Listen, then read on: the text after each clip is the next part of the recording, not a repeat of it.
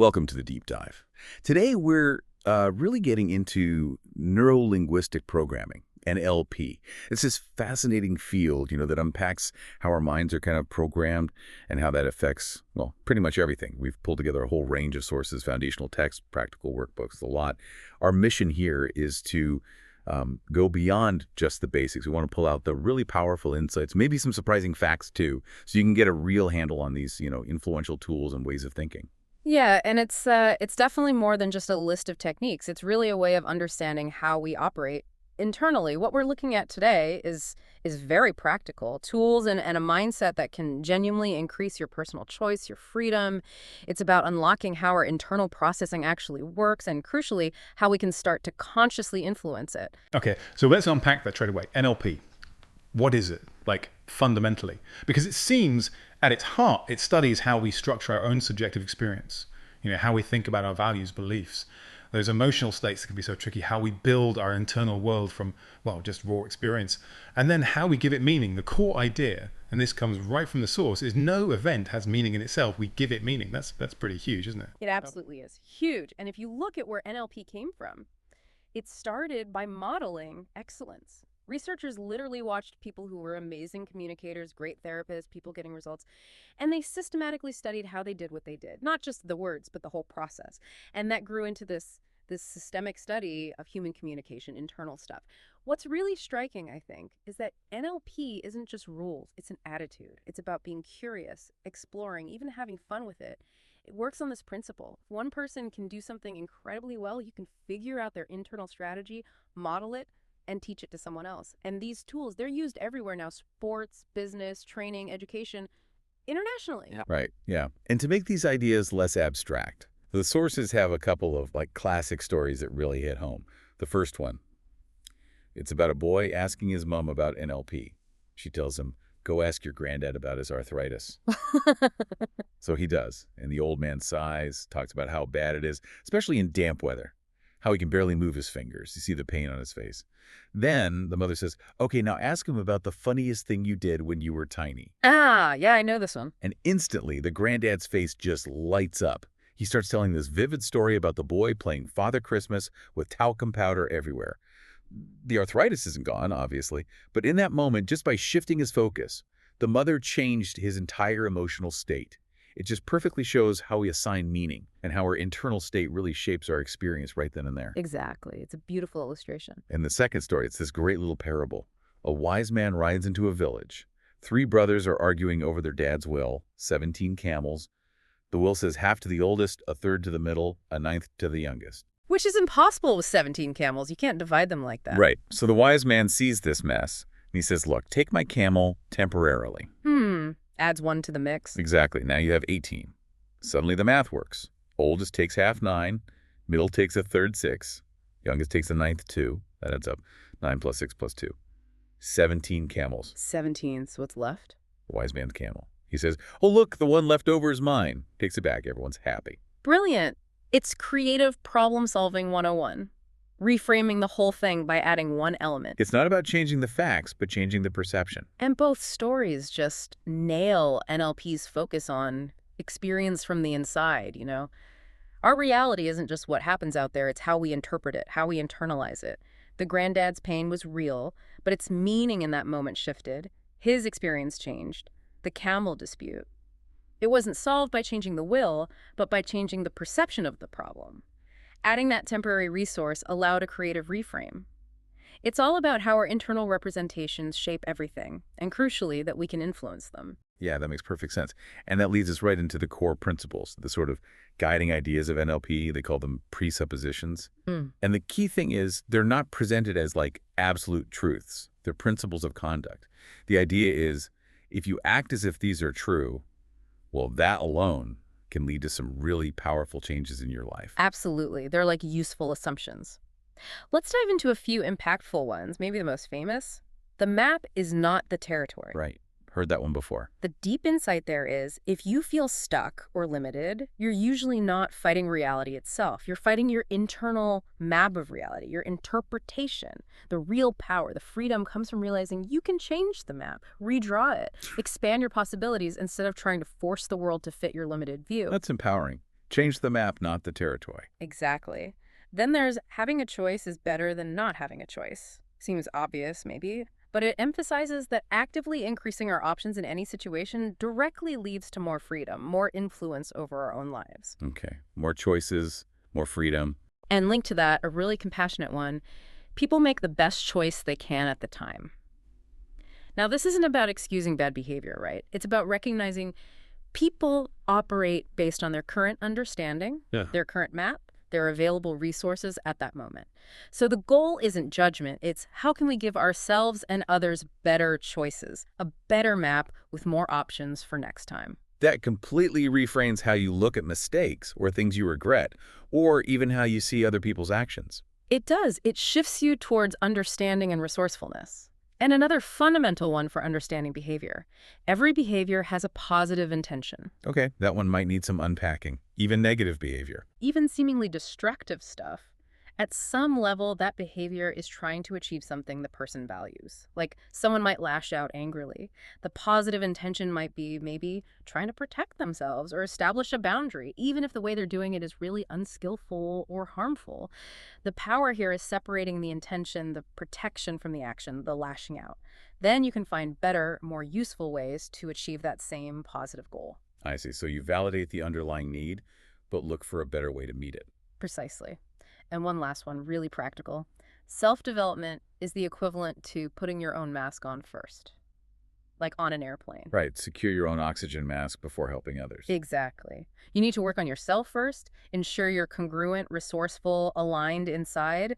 Otherwise, how can you effectively help anyone else? Being determined, really believing in what you're doing, that's key to stopping self-sabotage. If you're not aligned internally, your efforts they tend to fall apart. Those principles really do shift your perspective. It's less about judgment, more about curiosity, finding solutions. It really changes how you see yourself and others. Which brings us neatly to the next big idea in NLP, outcomes. This seems to cut right through the noise with a really direct question. What do you actually want? And it's not just about, setting a target or ticking off a task. It's defining a properly considered desired state. Exactly right. Outcome thinking has three basic parts. First, know where you are now, your present situation. Be honest about it. Second, get really clear, really vivid about your desired situation. What will that look like, sound like, feel like? And third, figure out your strategy. How are you going to bridge that gap? And there's a crucial insight here. If you only focus on the problem, you tend to feel worse, less resourceful. Our brains are kind of designed to find whatever we focus on. But if you proactively define a positive outcome, it instantly shifts your focus towards solutions.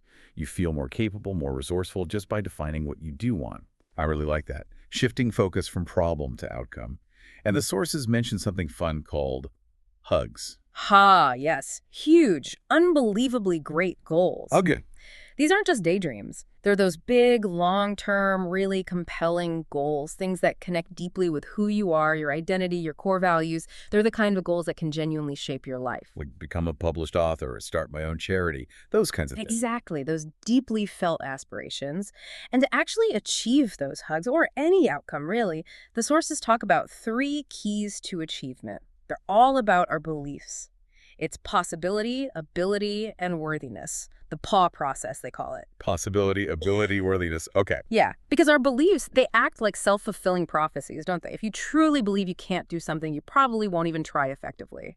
NLP treats beliefs like those presuppositions we mentioned. Act as if they're true. See what results you get. And if a belief isn't bringing you good results, well, you gain the freedom to choose to change it. That's powerful. You're not stuck with your beliefs. Exactly. And this also touches on how to make affirmations work better. Instead of saying, I am a relaxed person, which your unconscious might argue with if it's not true yet, it's often more effective to frame it as a process, like, I am becoming more and more relaxed each day. It feels more achievable, less confrontational to your current reality. That's a subtle but important difference. Okay, so we have outcomes, beliefs, but then there's this crucial concept, ecology, which sounds environmental, but here it means what? A concern for the overall system. Precisely. It's the idea that any change you want to make, no matter how good it seems in isolation, needs to fit harmoniously into the bigger picture of your life, your relationships, your health, your career, the whole system. Otherwise, you risk unintended negative side effects. Like a doctor checking a new medicine for side effects even if it cures the main thing. Exactly like that. You have to check the ecology of the change. Yeah. There's internal ecology, checking within yourself. Is this change really congruent? Am I secretly manipulating myself? Will I regret this later? And there's external ecology. How will this change affect the important people in my life? My family, my colleagues, my friends? Okay, that makes sense. You need to consider the ripples. Definitely. The sources have this great cautionary tale. A guy makes a New Year's resolution: lose weight. Simple enough. He throws himself into squash in the gym like 3 times a week. Goes too hard, pulls a muscle, gets tired, maybe a bit down because he can't exercise, ends up less active than before, gains weight, and now he's got physio bills. Ouch. So the narrow focus backfired. Massively. He optimized one part, the exercise plan, without considering the whole system.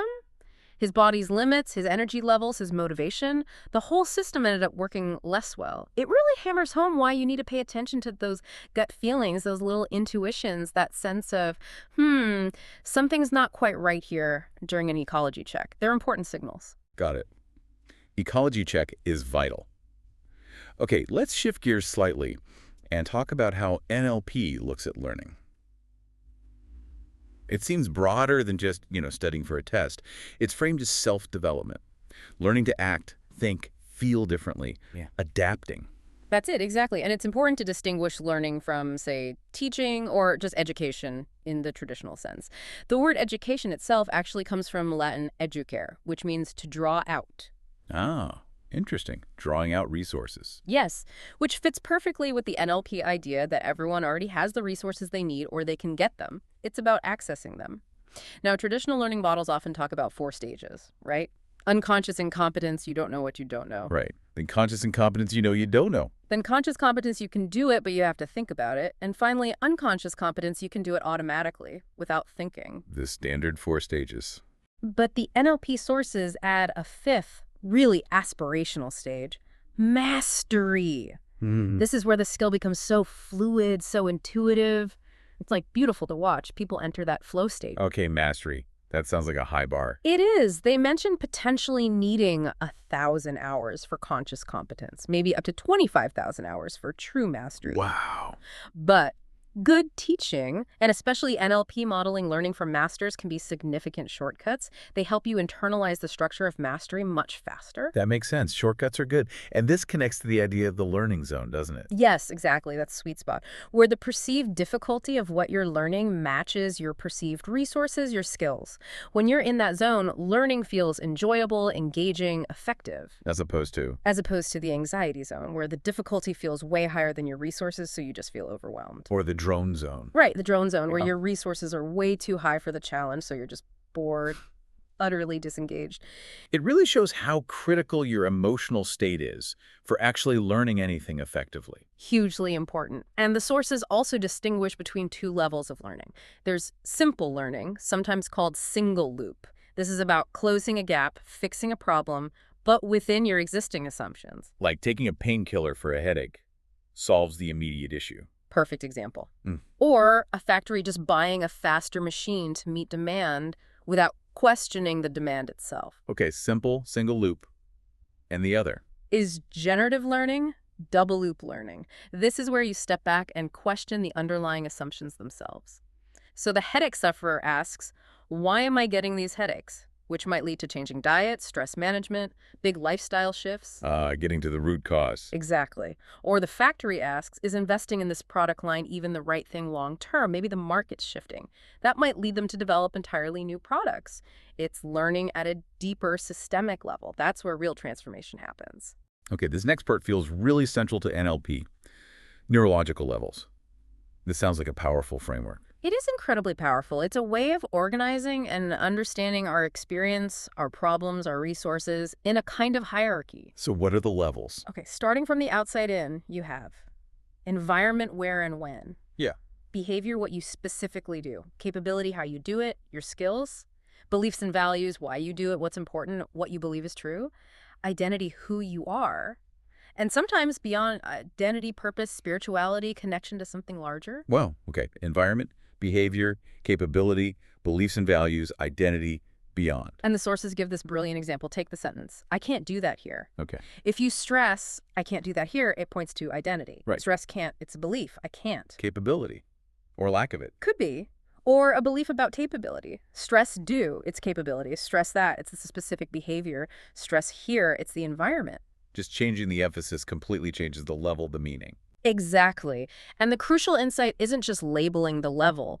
It's understanding that problems that originate at a higher level, like a limiting belief or an identity issue, usually can't be fully resolved just by fiddling around at a lower level, like only changing a behavior. So you need to address the problem at the level it originates. That's where the real leverage for lasting change usually lies. Address the root cause at the right neurological level. And this leads to a really important NLP principle. Yes, you are not your behavior.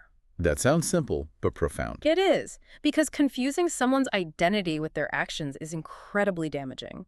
Think about telling a child, you are bad. That's an identity label. It's crushing. Versus saying, what you did was wrong. That addresses the behavior. It separates the person from the action. It allows for change without condemnation. Precisely. It's essential for healthy self-worth and for actually helping people, including yourself, to make meaningful changes. Okay, building on that. Yeah. Perceptual positions. This is about different viewpoints. Yeah, different perspectives you can strategically adopt. 3 main ones. First position. That's your own view. You're fully associated, inside your own skin, seeing through your own eyes, feeling your own feelings. My own perspective, got it. Second position. This is where you mentally step into someone else's shoes. See the world from their perspective, feel what they might be feeling. This is the basis of real empathy. Seeing it from their side. And third position, you step back and become a detached observer, like watching a situation on TV. You can see yourself, the other person, and the dynamic between you without getting caught up in the emotions of either first or second position. The observer view, okay. And the point is, all 3 positions are useful. None is inherently better.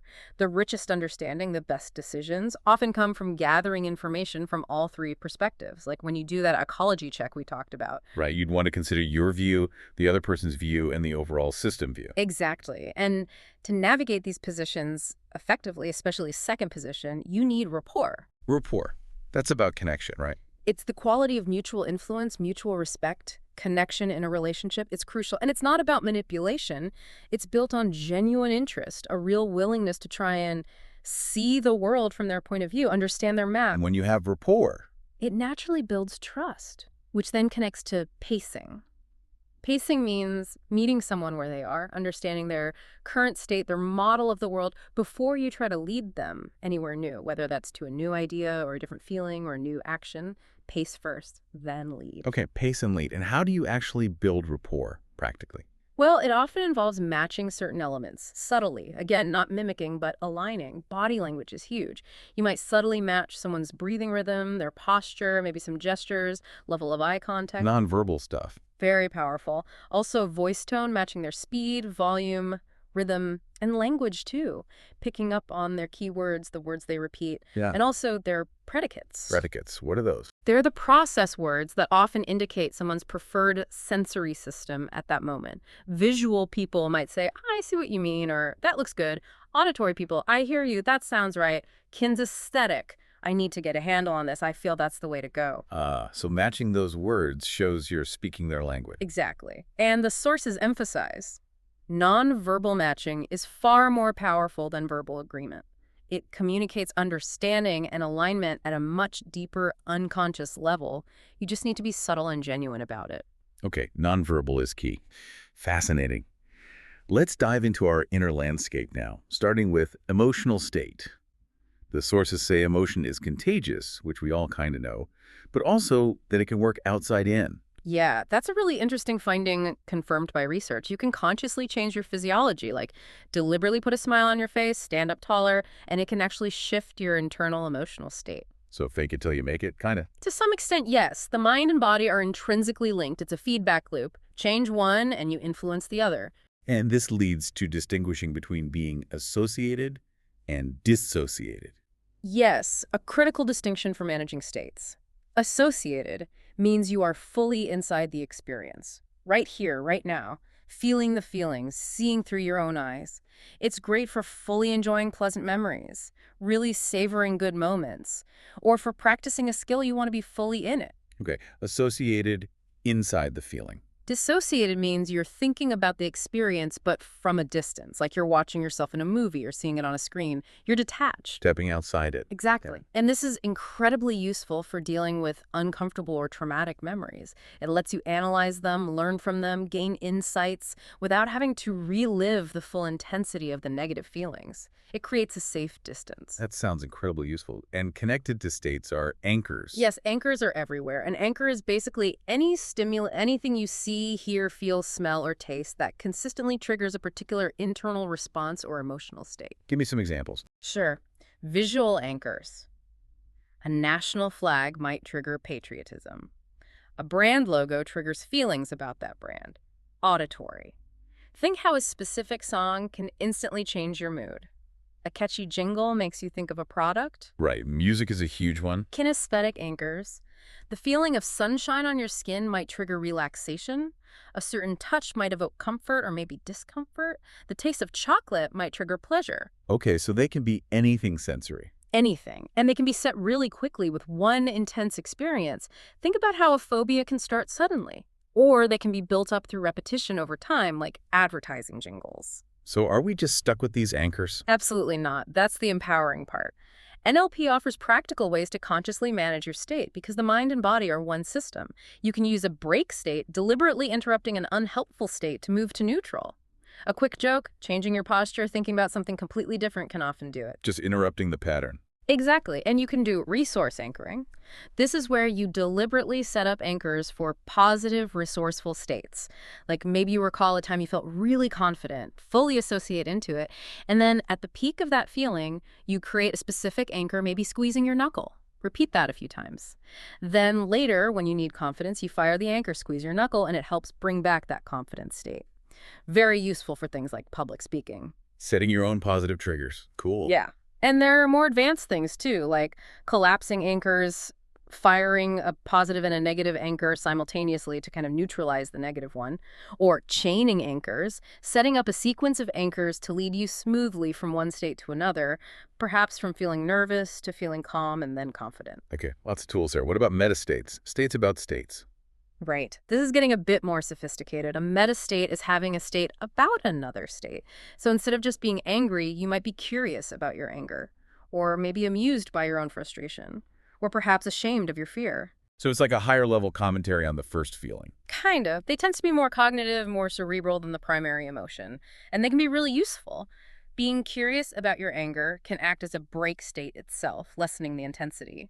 Or it can modify the primary state, giving you more perspective and choice. Interesting. Layering states. And underpinning all of the states, anchors, everything are the submodalities. Submodalities. Okay, what are those? They are the fine distinctions, the specific qualities of our internal sensory experience, the building blocks. So for a mental picture, submodalities would be things like, is it bright or dim, color or black and white, near or far, moving or still, focused or blurry, big or small. The details of the internal image. Exactly. For internal sounds, volume, pitch, tempo, rhythm, location, tone of voice. For internal feelings, location in the body, intensity, temperature, hot, cold, pressure, texture, smooth through, movement. So the very structure of our thoughts and feelings. Precisely. These qualities structure our experience. They're how we code things internally. They help us distinguish, for instance, between something we strongly believe is true versus something we just imagined or something we doubt. The submodalities will likely be different. And the ability to make really fine distinctions in these submodalities, that's often the basis of talent in many fields. An artist sees nuances of color and light. A musician hears subtle tones. An athlete feels tiny shifts in balance. So paying attention to these details matters, or some more important than others. Often, yes. There are usually critical submodalities. Changing just one of these, like making an internal picture much bigger and brighter or smaller and darker, can dramatically shift your feeling about it. Different people have different critical submodalities. And the language people use, those predicates, can give clues. Sometimes, yeah. Someone focusing on visual predicates might have visual submodalities that are particularly influential for them at that moment. Okay, so how can you use this understanding? Well, it leads to some really elegant and surprisingly fast change techniques. The swish pattern is a classic example. It's designed to help change unwanted habits or responses. You identify the trigger cue, the thing that sets off the unwanted behavior. Then you create a compelling image of your desired self, how you want to be instead. And then, using submodality shifts, often involving size and brightness, you rapidly swish from the trigger cue to the desired self-image, making the desired image large, bright, and compelling, while the trigger cue shrinks and fades. You do it very quickly, several times. It helps reprogram the automatic link. Well, like redirecting the neural pathway? Kind of, yeah. It's about associating the trigger with a new, positive response. The sources also mention using dissociation, stepping outside the experience, changing submodalities like distance or focus to learn from painful memories without reliving the pain. And this principle is key to the fast phobia process, which can work remarkably quickly. It often involves having the person mentally run the traumatic event backwards, dissociated, maybe in black and white, sometimes with silly music.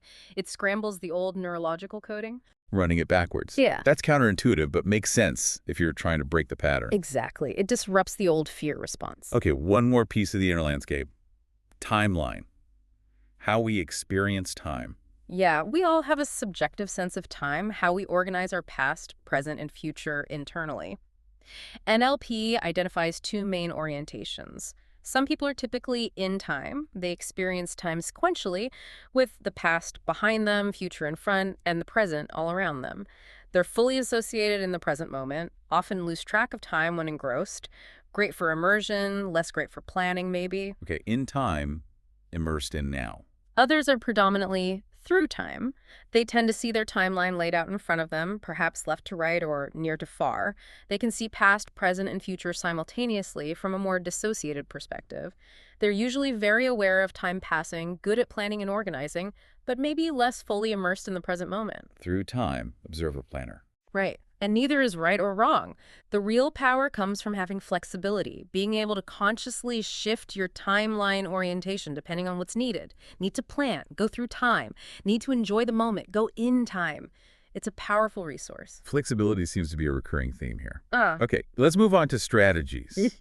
Now, these aren't like big life plans, right? In NLP, a strategy is more specific. Much more specific. It's a repeatable sequence of internal thoughts, representational systems, really, and external actions that consistently produces a particular outcome. It's the unconscious or conscious program we run for everything. Making decisions, getting motivated, learning something new, even spelling a word. The internal recipe for doing something. That's a great way to put it. And understanding strategies is key to generative change. Because if you improve someone's core strategy, say, their decision-making strategy, it doesn't just fix one bad decision. It improves all their future decisions in similar contexts. It changes things across the board. Ah, so it has ripple effects. Big time. The analogy used is like a phone number. If the number doesn't connect, you don't blame the person dialing. You check the number of the strategy. Is it the right sequence? Is a step missing? Makes sense. Check the process. And a core model here is TOTE. Test, operate, test, exit. TOTE. Yeah. Test, where am I relative to my goal? Operate, do something to get closer. Test again, where am I now? Did the operation work? Exit. When the test confirms I've reached the goal, it's a fundamental feedback loop for how we accomplish things. Okay, TOT. Basic feedback loop. Any examples of specific strategies? A really famous one, great for creativity and planning, is the Disney strategy. Based on Walt Disney. Apparently modeled from his creative process, yes. It uses different physical locations or spatial anchors to help you access different thinking roles. First, the dreamer. In this space, you're the visionary. No limits. What do I want? What's the ideal? Pure possibility thinking. Okay, dreamer space. Then you move to a different physical space for the realist. This role is practical, organized. Okay, how can we actually make this dream happen? What are the steps? What resources do we need? Planning mode. Realist space. Yeah. Makes sense. And finally, you move to a third space for the critic. The critic's job isn't to kill the dream, but to test it rigorously. What could go wrong? What are the weaknesses? What haven't we considered? Looking for potential problems to address. Critic space. Dreamer, realist, critic. In different places. Yes. And by separating the roles physically and mentally, you allow each one to do its job fully without interfering with the others. It's incredibly effective for individuals and teams tackling complex projects. That sounds really useful. What about motivation? Are there motivation strategies? Definitely. The sources note that really effective motivation strategies often involve a strong, positive internal voice encouraging yourself, and a clear, compelling internal picture or feeling of the task already completed, focusing on the benefits and positive feelings of accomplishment. So focusing on the positive outcome again. Yes. Rather than focusing on the difficult process itself or using negative self-talk or trying to motivate yourself by thinking about the bad things that will happen if you don't do it, pulling yourself towards the positive is usually much more powerful and sustainable than pushing yourself away from the negative. Right, towards versus away. Okay, now, language. This feels like a huge part of NLP. It's absolutely central. Let's loop back to the map is not the territory, but look at it linguistically. Words. They aren't the experience itself. They are just anchors for experience, as the sources say, or metaphors that point beyond themselves to the rich sensory experience they represent. So the word tree isn't the actual tree. Exactly. It's just a label, a symbol that triggers your internal representation of a tree. And my representation might be slightly different from yours. And crucially, when we translate our incredibly rich, multisensory, complex internal experience into the linear structure of language, we inevitably have to simplify. We use 3 universal processes, often unconsciously. Okay, 3 processes to simplify experience into words. Yes. First, deletion. We leave star out. We can't possibly describe everything. This creates linguistic blind spots, just like the physical blind spot in our vision. Important information might be missing from the sentence. Deletion. Makes sense. What's second? Generalization. We take one or a few examples and create a general rule, like, I failed that test, so I'm bad at exams, or that dog barked at me, so all dogs are dangerous. Applying one experience universally can be useful, but also limiting. Very limiting, or even dangerous, especially with negative generalizations about health or ability. And third, distortion. This is where we twist or alter the experience in our representation. We might magnify certain aspects, minimize others, or change the relationships between things, giving things a different meaning or emphasis. Deletion, generalization, distortion, DDD. The ways we filter reality into language. Exactly. They're natural processes, but being unaware of them can lead to misunderstandings and limitations. So how does NLP help with this? This leads to the meta model, right? Precisely. The meta model is like a toolkit of specific questions designed to challenge these linguistic limitations. It helps you recover the information that's been deleted, question the generalizations, and clarify the distortions in someone's language or your own. Okay, give me some examples. Sure. If someone says, mistakes were made, that's a deletion. A meta model question would be, who specifically made the mistakes? Recovering the deleted information. Or if someone says, I can't tell them the truth, that might be a generalization or a distortion based on a limiting belief. You might ask, what specifically stops you? Or what would happen if you did? Challenging the can't. Opening up possibilities. Exactly. The goal of the meta models isn't to be difficult, it's to identify the limits in someone's map, bring the deeper structure to the surface, and ultimately give them more choices. But it sounds like it could be used quite confrontationally. It absolutely can. That's why the sources warn about needing rapport first. Using it without rapport can lead to what they jokingly call meta mayhem, just confusing or annoying people and making them defensive. It requires skill and sensitivity. Okay. Use with care and rapport. Now, what's the opposite of this? The Milton model. Exactly the inverse. If the meta model seeks precision and specifics, the Milton model thrives on vagueness, ambiguity, and indirectness. It's named after Milton Erickson, a brilliant hypnotherapist. It uses artfully vague language to bypass the conscious critical mind, induce a light trance or receptive state, and speak more directly to the unconscious mind, accessing its resources. So deliberately using deletion, generalization, and distortion. In a way, yes, but for a specific purpose to increase possibilities and access resources rather than limit them. It uses things like ambiguity, words with multiple meanings, embedded commands, implication, pacing someone's reality. Embedded commands. Well, like saying, I don't know how soon you'll feel completely comfortable learning this. The command feel completely comfortable is embedded within a larger, seemingly innocent sentence. The unconscious mind tends to pick up on these. Sneaky. Well, it can be used ethically for therapy and growth, helping people access states or resources they couldn't consciously reach. But, as the sources point out, this kind of influential language is also used extensively in politics, sales, advertising. To persuade and influence without you necessarily noticing consciously. Exactly. It allows the listener's unconscious mind to fill in the vague language with whatever meaning is most relevant and compelling for them. It's a powerful form of linguistic influence. Wow. Meta model for clarity, Milton model for influence. Two sides of the language coin. Okay, so we've covered a huge amount of ground. States, strategies, language, levels. How does this all come together for actual personal change? for self-development? Well, NLP fundamentally offers very practical ways to make those desired changes happen. It's not just theory. A key concept here is leverage. Thinking about systems, your life is a complex system. Sometimes a small, well-aimed change can have a huge positive impact, like the butterfly effect. The goal isn't always massive effort everywhere. It's finding the right leverage point, the place where a small intervention yields the maximum positive result system-wide. Finding the smart place to push. Exactly. And always checking that it's ecological, that the change fits the system and doesn't cause unwanted problems elsewhere. And there's a distinction between types of change, first and second order. Yes. First order change is about changing a specific behavior or achieving a single outcome within the existing rules or framework, like using that anchoring technique to deal with stage fright for a specific presentation.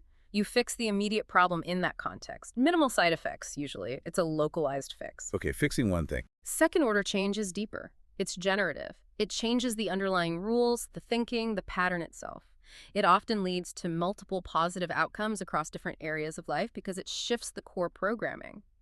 An example might be someone who keeps getting into bad relationships.